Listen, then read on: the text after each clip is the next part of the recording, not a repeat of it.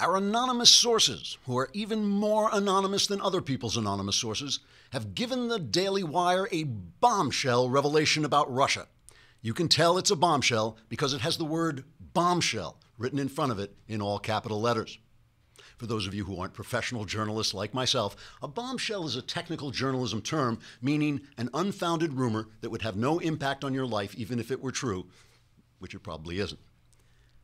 Where was I? Oh yeah, a bombshell about Russia from incredibly anonymous sources in a story that could be ripped from the pages of the television show The Americans if television shows had pages and we ripped them. It now seems clear that Vladimir Putin and the Russians had an agent planted at the very highest levels of American government. This agent, or mole as they're called in technical tradecraft lingo from John le Carré novels, is referred to in secret documents only by his Russian name of Baraknikov-Obamsky, thus making it virtually impossible to hunt down this malicious sleeper agent who so enabled Putin while undermining U.S. defenses. According to these top secret documents, which we know are real because our anonymous sources read them to us over the phone, the mole Obamsky was able to manipulate American policy in the following ways. He conspired with Putin puppet Dmitry Medvedev to weaken American defenses in Europe while simultaneously defunding our military. He twisted American foreign policy to ensure the Iranians would get the nuclear program Russia has been trying to give them for over 20 years. He convinced Western leaders to do virtually nothing while a weakened Russia grew stronger by gaining influence in the Middle East, annexing Crimea, and invading the Ukraine. And he had intelligence services illegally spy on Americans, then spread and leak classified information in an attempt to undermine the legal results of an American presidential election. Working with a fellow Russian sleeper agent referred to only as Ivan Kerinitsky, the nefarious plant Obamsky established various back channels with the Russians in which the mysterious Kerinitsky floated secret offers to suspend American sanctions. According to our insanely anonymous sources, the infiltration of our government by these Russian spies was so complete that they were able to dispatch a Mata Hari-like female agent, referred to in the documents only as Hillary Clintonaya, to legitimize Putin's destruction of Russian freedoms by offering the Russians a gigantic red reset button right under the noses of the unsuspecting American people.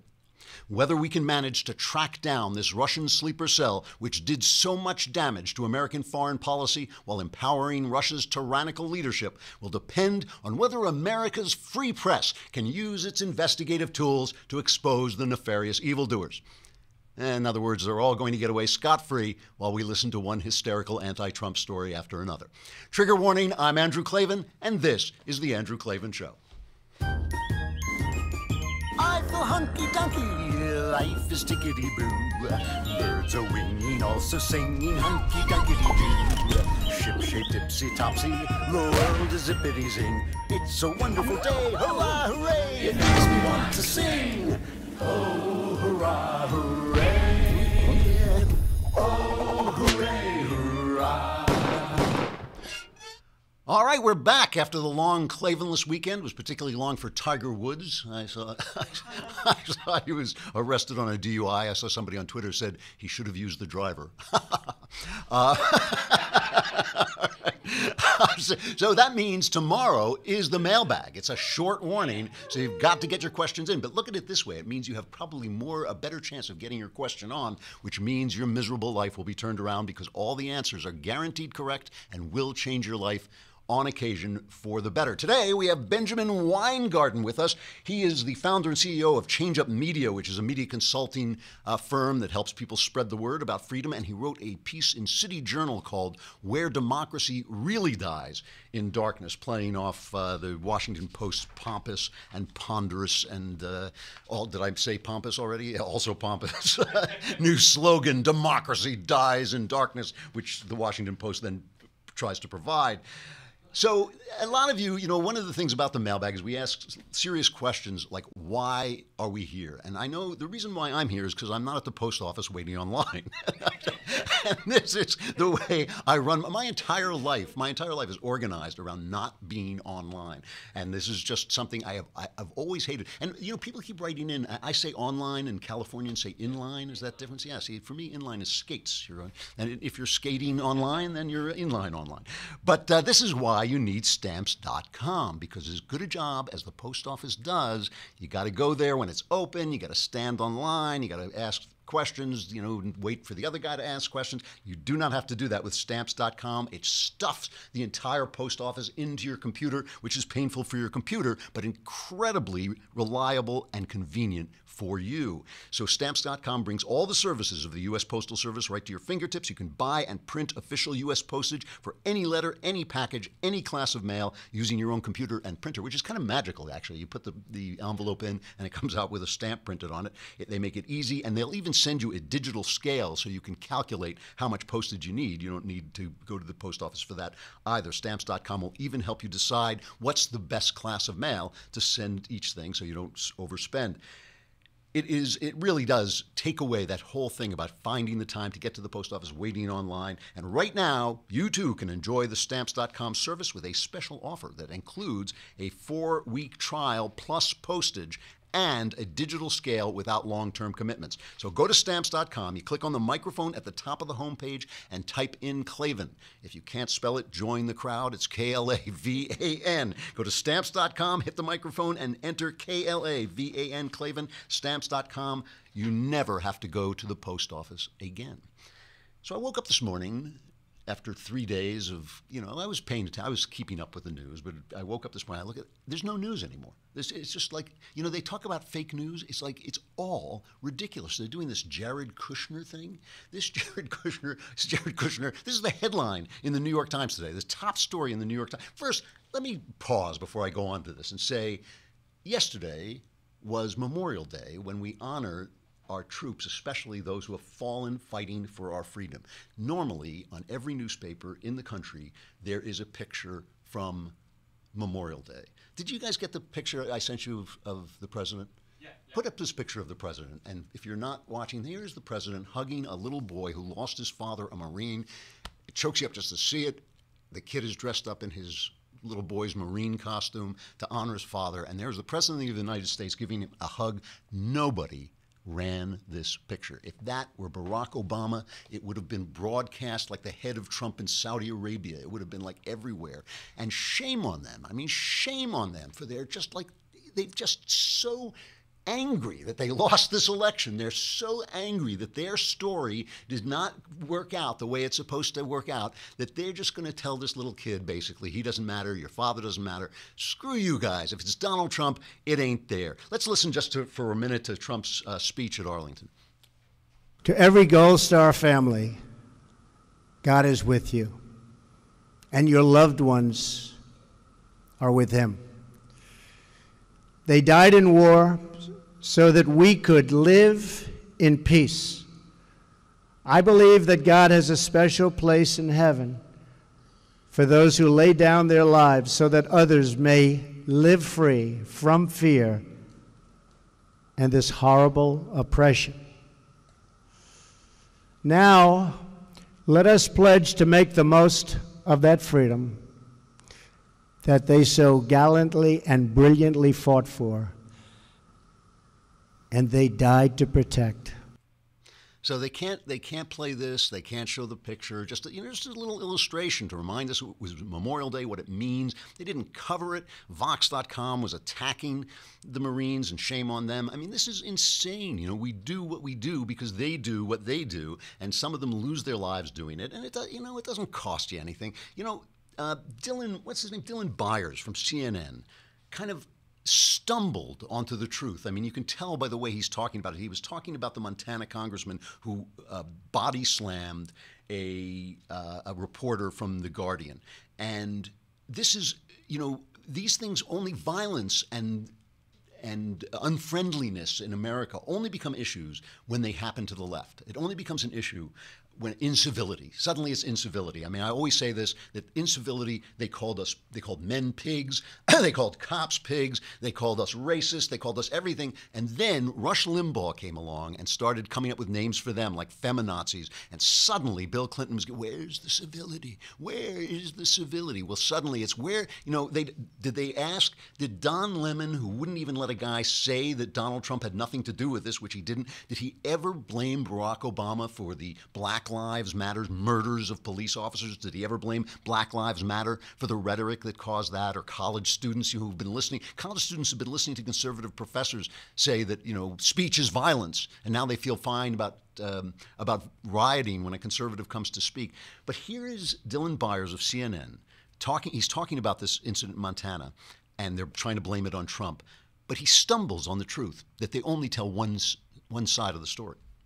Two things have happened. One, over the course of several decades, the conservatives have done a masterful job at capitalizing the waning trust in media among conservatives and using it to their advantage. But a second thing has happened, too, which is that on occasion, more than the media would probably like to admit, we have not told the story of conservative Americans, disenfranchised Americans who believe that they are losing their country. The story we have largely been telling is a story that is more or less in step with the arc of history as defined by Barack Obama and Hillary Clinton. That doesn't mean we favor them to win. It just means that that sort of vision of a progressive future, a global future, and that is not one that resonates with so many conservative American voters. And so there is this chasm, and no one exploited it as well as Donald Trump did, and no one made it as violent and aggressive and sinister as Donald Trump did. And that laid the foundation for the sorts of incidents that happened last night. It was violent and aggressive. It doesn't occur to him that everything they've done, all the violence of the left, that just goes by the board. One guy loses it in Montana, and I don't support that. I think it's wrong to do. But one guy loses it. Suddenly, this is an issue in American life because he's still stuck in that narrative. And when he says we don't support them, he's just lying. Or self-deceiving or something. So today, the New York Times, the lead story is Jared Kushner. He's had a meeting with a Russian banker who knew Putin, and somebody, possibly the banker, said we should set up a back channel where you can talk to Putin. Let Kim Strassel, she did this so well, let her put this in context, how nothing a story this is, and it's just the long knives are now out for Jared Kushner. I think we are having a discussion that is absolutely divorced from reality this week. It is astonishing to me. Let me set the scene for you. It's 2008. We were having an election, and candidate, he's not even president-elect, sends William Miller over to Iran to establish a back channel and let the Iranians know that should he win the election, they will have friendlier terms.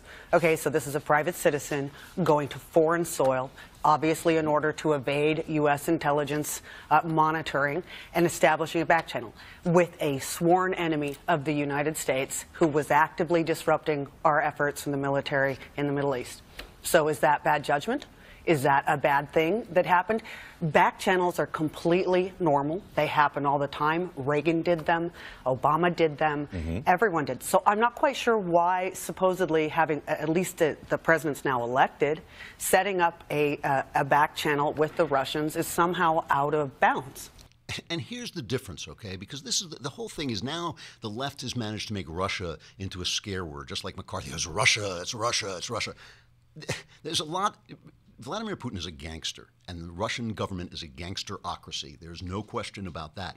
But unlike Iran, we actually have common goals with Russia. We have a lot of nuclear weapons, and we don't want to see nuclear weapons proliferate. So that's a big one. Muslims, they have huge problems with Muslim terrorism from Chechnya. We have those problems too. They have them even more than we do. China, of course, is a mutual interest. China is expanding. How are we going to deal with that? These are things that we have to talk to the Russians about, even though it's Vladimir Putin. And it's the reason why Putin, because Americans tend to be a little bit wide-eyed and innocent still when it comes to foreign policy, it's the reason why Putin was allowed to consolidate his tyranny in Russia after that little brief glimmer of freedom that came after the fall of the Berlin Wall. For a moment, you had Boris Yeltsin, you had some free press, Putin, the former KGB guy, came back and established his gangsterocracy, while George W. Bush, for one, he looked in his eyes and I saw his soul and he's a man I can deal with. Then Barack Obama with his reset button, and they just keep getting, manhandled by this guy. Trump, so far, has not been, and we're going to talk about that in a minute. I'm not going to turn off Facebook and YouTube because I want you to be able to see Benjamin Weingarten talk about where democracy really dies in darkness, but that's no reason not to subscribe, because if you subscribe to thedailywire.com, not only can you be in the mailbag and have all your problems solved, but more importantly, you can also get a free copy of Say It So if you subscribe for a year. You got to be an annual subscriber. You get a free copy of Say It So, Papa, Dad, and Me, and the 2005 White Sox champions season by some guy named Ben Shapiro and his dad, David. So there was a wonderful, wonderful interview with Defense Secretary James Mad Dog Mattis. This, what's his name? Dickerson, is that the old Democrat hack? And he was asked, it was really, if you want to know what the news is, this interview probably was more news than anything else. And he was asked about Russia. You know, what is Russia after? This is cut number 3. What do the Russians want? Beats me. Right now, Russia's future should be wedded to Europe. Why they see NATO as a threat is beyond me.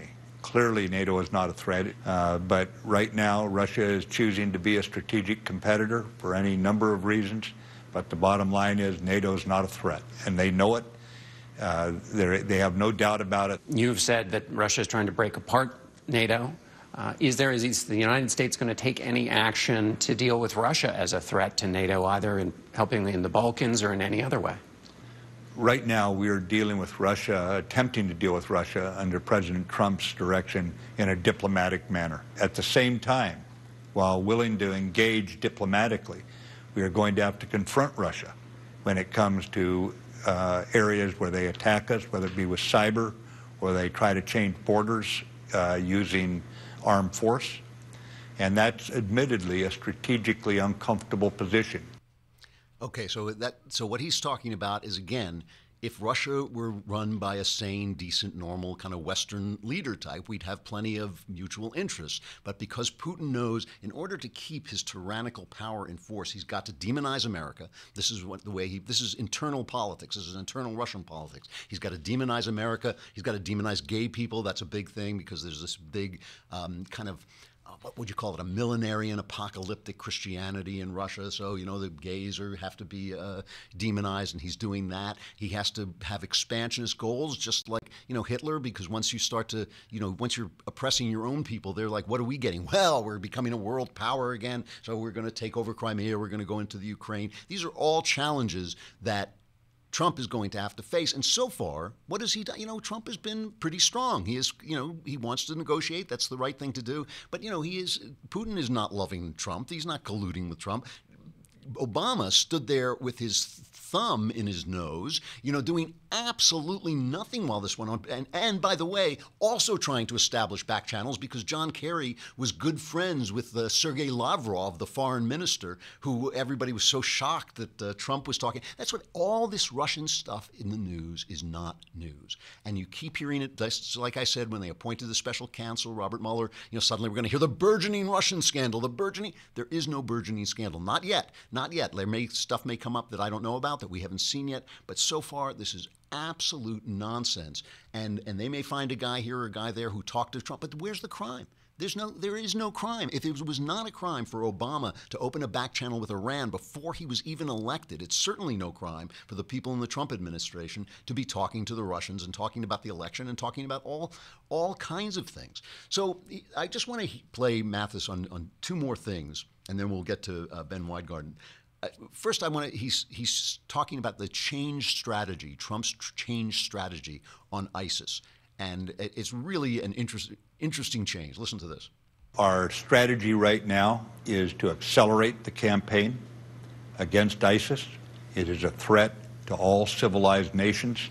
And the bottom line is we are going to move in an accelerated and reinforced manner, throw them on their back foot. We have already shifted from attrition tactics where we shove them from one position to another in Iraq and Syria to annihilation tactics where we surround them. Our intention is that the foreign fighters do not survive the fight to return home to North Africa, to Europe, to America, to Asia, to Africa. We're not going to allow them to do so. We're going to stop them there and take apart the caliphate.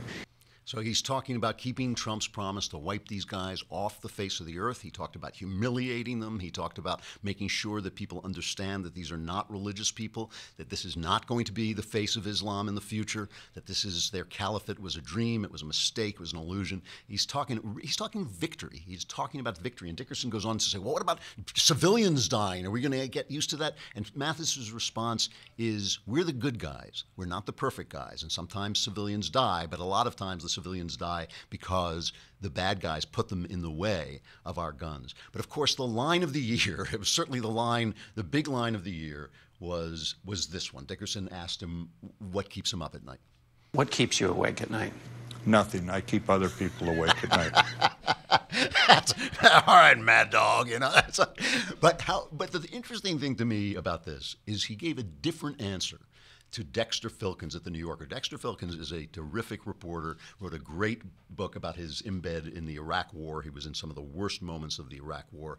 And the book was called The Forever War, which turned out not to be, but he was wrong about it, but he's a terrific writer, and he was interviewing Mattis in the New Yorker. And this is just a quick excerpt of that. He says, when I asked what worried him most in his new position of defense secretary, I expected him to say ISIS or Russia or the defense budget. Instead, he said, the lack of political unity in America, the lack of a fundamental friendliness. It seems like an awful lot of people in America and around the world feel spiritually and personally alienated, whether it be from organized religion or from local community school districts or from their governments. I come out of the tight-knit Marine Corps, but I've lived on college campuses for 3.5 years, he went on. Go back to Ben Frank, he talks about this for a while, and then he says, I think that when you look at veterans coming out of the wars, they're more and more just slapped in the face by this isolation, and they're used to something better. They think it's PTSD, which it can be, but it's really about alienation. If you lose any sense of being part of something bigger, then why should you care about your fellow man? What he's saying, we talked about this last week too, about the sense of meaning that you have in war, the sense of camaraderie, the sense of being a part of something that's important with other people. And that, he says, is disappearing from America. And listen, I'm willing to say that maybe there's some voices on the right that are involved in this alienation. I know there's some angry voices on the right. But the left has basically, because the left's programs have failed everywhere, because socialism fails everywhere, because all their equality makes life worse, because all their programs make people dependent, because all their cities are where the worst problems for black Americans are in Democrat cities.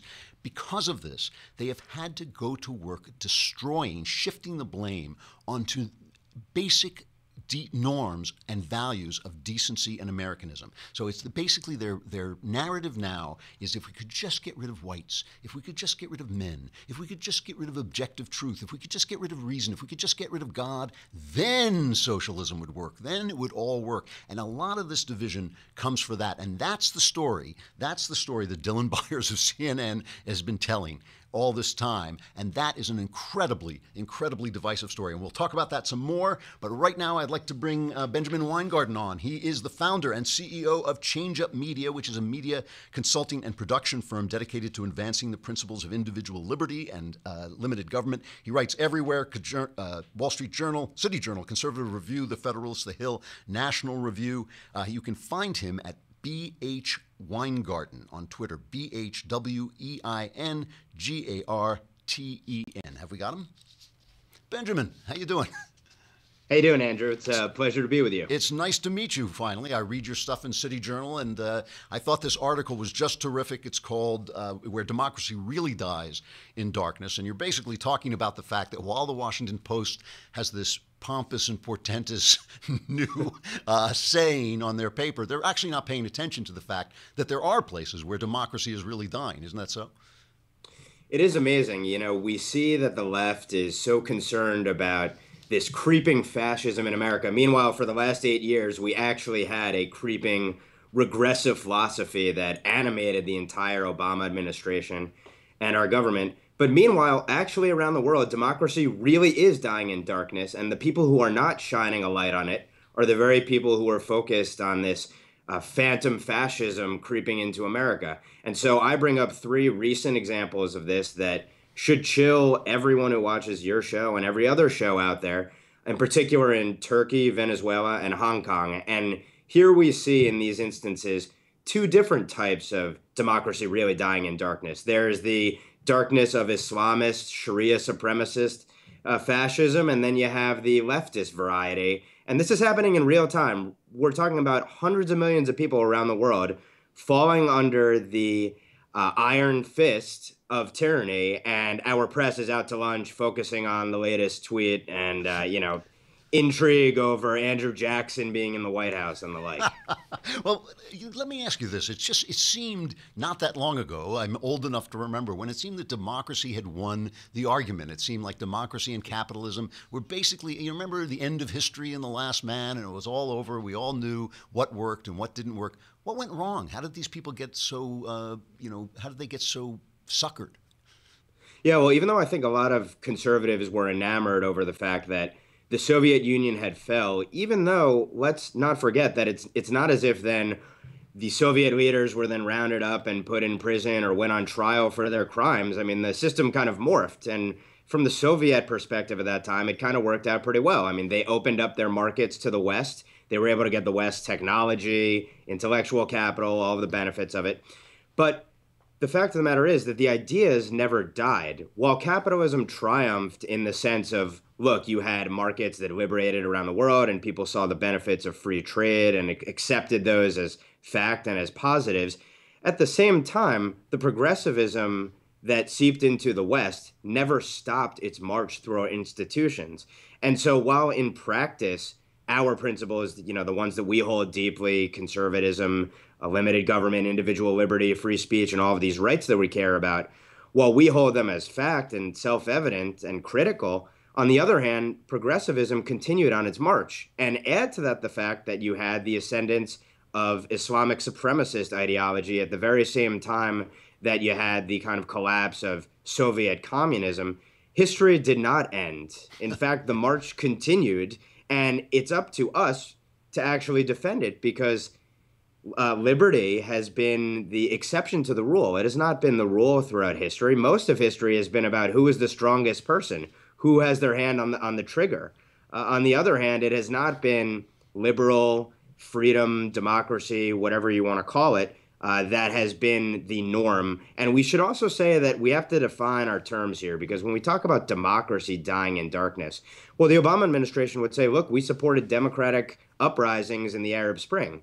But democracy does not equal freedom. 50% plus one at the ballot box is not liberty. And we don't have Tocquevillian democracies playing themselves out throughout the Middle East. Actually, we have an Arab Spring turned to an Arab winter. It really is true. And in the case of the Russians, one of Vladimir Putin's sad songs that he sings is that the Americans humiliated Russia after the end of the Cold War. But the exact opposite is true. We never called them to account. We never called them to account for their crimes. We never prosecuted any of the people who had done terrible, terrible things to their own people. And we basically just said, join the fun of freedom. And Putin used that friendliness to take over the machinery over there, really, and establish his gangsterocracy. But why do you think, why is the press not covering this story? They're covering what seems to me, well, let me start with this. Do you think that Donald Trump poses a danger to the norms of our Republican democracy?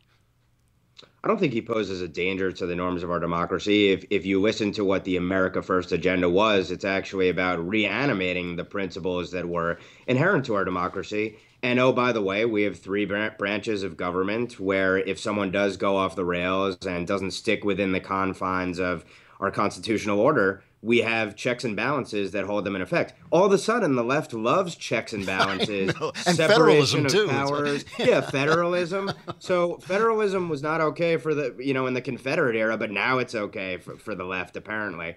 And of course, they like to tarnish the notion of federalism, where states are laboratories of experiment, by saying that federalism is actually about preserving, again, the Confederacy, but actually, when the federal government does things the left doesn't like, all of a sudden they think that states should have the freedom to innovate and actually represent their populations, because guess what? We really have 50 countries within one big country, in effect. I mean, our states are different in terms of their character, the resources, the people, the history, etc. In any event, though, No, I do not believe he poses a threat. And again, we have an amazing system that was put forth by the founders to keep in check anyone that would threaten that order. I think the greater problem is when you have three branches of government that are out to lunch, right, or that get together and collude to ensure that those checks and balances and that separation of powers does not exist. And I would argue that we had that under the Obama presidency. And under this president, you see the courts completely overstepping their bounds. I would argue. They're setting foreign with respect policy to now. the executive orders, and foreign policy and the like. So why why is the press not covering? I mean, this is in our own hemisphere. We have a country going up in flames. The pictures, are just insane. And we have this idea that somehow the problems in the Muslim world are our fault. What is it the press is not thinking? Why won't they cover these stories? Well, the Occam's razor answer, and I think that's always the first place that you should look here, is the fact that it's not a story that casts the left in a positive light. Think about it. When it comes to Venezuela, Venezuela is Bernie Sanders' democratic socialism on steroids. Yep, no kidding. And what has been the results of that? Well, you had a thriving economic superpower endowed with tremendous natural resources, including oil, in our hemisphere. And under first Hugo Chavez and now under Maduro's regime, you've seen the collapse within 15 to 20 years of a great liberal Western democratic nation. What has been the result of socialist policies where you've seen recently nationalized factories controlled by U.S. companies? Well, you've seen rampant hyperinflation. You've seen the essentially minimal food stock for the public beyond the military. You've seen actually in a nation where guns were outlawed, now the regime is actually arming its citizens to point the guns at their fellow citizens on behalf of the regime. I mean, you can't make this stuff up.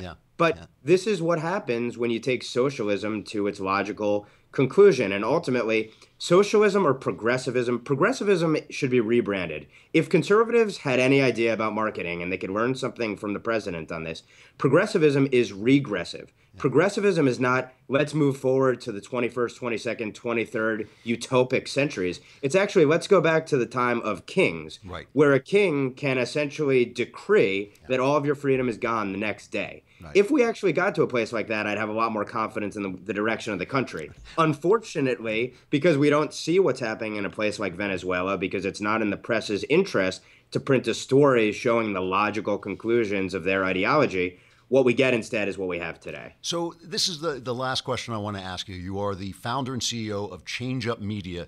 I'm sure I noticed that you were a Publius Fellow at Claremont Institute, which is a real honor.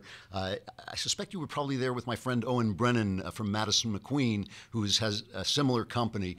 You're obviously trying to teach people how to sell the principles of individual liberty and limited government and all this. How do we win this argument? Is that too broad a question? How do we begin to win this argument? First of all, we should start by asking the right questions like, have we won to this date? Okay, if not, what did the other side do to, in my view and in the view of the Claremont Institute, and I think self-evidently, if you go around the streets of the Upper West Side around here or where you are out in California, you see that the progressive ideas have won. They have triumphed in the institutions. How was it that these progressives who were on the fringe of society, many of them these Germanic philosophers, professors who came over 100 years ago and were this cohort of alienated, marginalized folks, intellectuals, how did they triumph? How did they make these ideas sexy enough to win in the war of ideas? And what I would say is that we win two ways. One, we have the truth on our side. And while the other side may argue that there is no such thing as objective truth, fact and fiction and the like, they certainly believe that their truth is the truth. So we can point out their hypocrisies. But I don't know that pointing out hypocrisies, though, wins. I think ultimately what has to win is the idea of freedom and liberty. That is something that everyone values in their everyday life, whether they recognize it or not. And I would say they oftentimes do not recognize the fact that something like an Uber or Airbnb or Google or any company that we like, that we use on a daily basis, only springs up when you have the conditions for freedom. And those conditions are deeply rooted in our country and have been over the last over 200 plus years. And that didn't just arise out of nowhere. That came out of hundreds of years of experimentation often leading to poverty and misery that you see in places like Venezuela, and soon I fear Turkey, and unfortunately Hong Kong, as I point out. Hong Kong will be a great example of a place that was liberal, free, and Western, tragic. And now it turns to tyranny. It's tragic. You're absolutely right. And it's funny that the left, hagiographizes guys like Steve Jobs, who are absolute products of capitalism and benefactors of, benefited themselves from capitalism, but they don't get the greater point. Benjamin Weingarten, thank you very much. The founder and CEO of Change Up Media, your article in City Journal was excellent, Where Democracy Really Dies in Darkness. You can be found on Twitter at BH Weingarten. Anywhere else you'd like people to look for you? Or anything else I should plug? Also, benweingarten.com. You can find my website there and a newsletter and keep up to date with all my latest writings. And thank you so much for having me, Andrew. I really appreciated it. It's a pleasure. We'll talk again. Thanks very much. And that brings me to stuff I like. Let me remind you, by the way, that tomorrow is Mailbag Day, so we have a short lead to get to the mailbag. So get those questions in now, and remember, you'll have a better chance of getting your question answered because probably there'll be some fewer questions, and then your life doesn't have to be like this. It can be different, maybe worse, but but hopefully better. The reason we talk about the arts and the culture a lot, and one of the problems with talking about the culture in a political atmosphere is people start to think that what the culture is about propaganda. And propaganda in the arts is always boring. It's always, counterproductive. It's really bad storytelling, bad art. But then why do the arts help us? Why do the arts important to conservatives? And the reason has to do with what the arts do. It has to do with human nature. The arts are the way, it's just in the same way that numbers are the way we preserve the scientific information, right? If we couldn't write down numbers, imagine if you couldn't write down numbers, we'd be gorillas, right? We'd be passing on information to our kids and they would remember what they remember. It's because we can write stuff down that we can grow. We can build on the stuff that people found. We don't have to reinvent Newton's theories. In each generation, he wrote them down. And the arts write down something important, whether it's painting or music or literature. They write down the internal experience of being a human being. And they translate that. There's nothing on earth that can put that into words directly. You cannot put into words directly. If you'll notice, even an athlete, who are sometimes not the most articulate people in the world, you'll say, how did it feel to score that touchdown or hit that home run? And they'll say, oh man, it was like Christmas morning.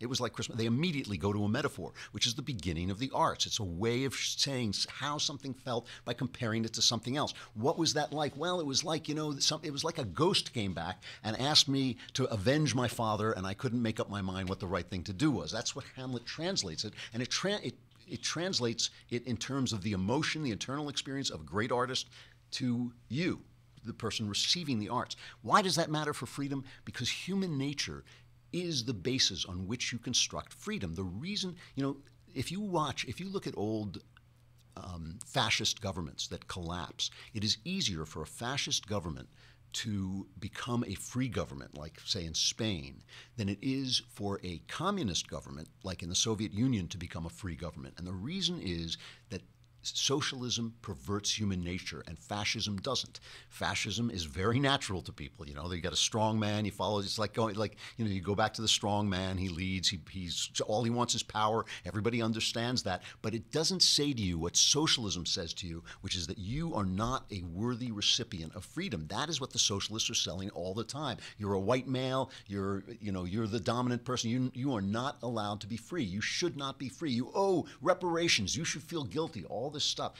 If you learn about human nature, which you can really only do, obviously you do it by living, but you can do it so much better with the arts. They expand your life. You begin to see the limits of human nature and where it does have to be restrained, because it has to be restrained. You can't let people be absolutely free. They'll just start killing each other, and ultimately the strong man will emerge. That's why fascism is so natural. So you got to put limits on freedom.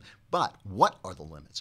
So there are two ways of thinking about human nature. One is that human nature doesn't exist. It's whatever, that's the Marxist way. Marx said this. He said they're just a bunch of relationships, and this is what they sell you in your leftist, college courses. That raises a question. It raises the question, if human nature can be molded into anything you want. Who's doing the molding? Whose ideas mold it, right? But if human nature is set within limits, then the question is, who serves it? What serves it? What serves human nature? If human nature wants this, this, and this, how do I best serve human nature so the most people are served, like McDonald's, the most people are served, and that human nature is allowed to thrive? And that's what the arts are teaching you. They're teaching you about who you are, who people are, what we have to limit and what we don't have to limit. How free can we get? How free can we make human beings? And how limited government, because that's the other side. So stuff I like this week. It's a short week. I'm just going to do a couple of narrative poems, because I really like narrative poems and nobody reads them anymore. And so I just thought I would just recommend a couple because they're usually pretty short, and this is one of the most readable, Sir Gawain and the Green Knight. Has anybody ever read Sir Gawain and the Green Knight? You have? Who did? Who said yes? Hey, there you go. All right. Hey. So it's a 14th century poem. You can get it translated by Tolkien. He translated it. The guy who wrote The Lord of the Rings translated it. It's an Arthurian legend. It's Camelot. It's New Year's Day, which is part of the Christmas celebration. King Arthur's court is there. And a giant comes in and makes a deal. And the bet that he makes is any knight who is brave enough can take my axe or take a sword and hit me in the neck with it as hard as you can. And in a year and a day, if you don't kill me, I get to do the same thing to you. And that's the bet they make.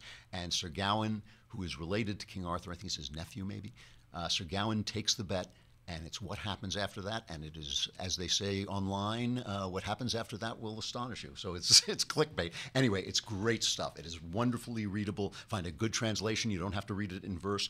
As I said, Tolkien did a good translation. I liked his translation, but there are so many others. And these days you can get it on Kindle or on your iBook for like $1. So really worth it. Sir Gawain and the Green Knight. Tomorrow is mailbag day. Start those letters coming in. We will answer as many as we can. Answers guaranteed 100% correct and will change your life, possibly for the better. I'm Andrew Klavan. This is The Andrew Klavan Show. We'll see you tomorrow.